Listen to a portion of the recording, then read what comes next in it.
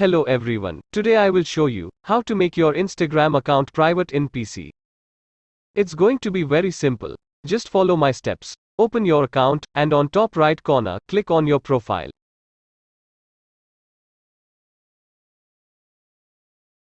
Now, go to settings option.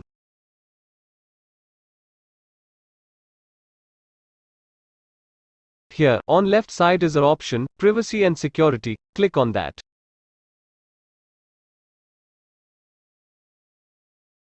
Now, you can see option, private account. To make your account private, tick on this option.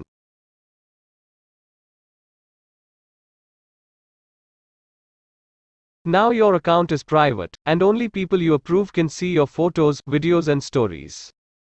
Hope you understand how to make your account private. So, don't forget to like this video and subscribe to channel.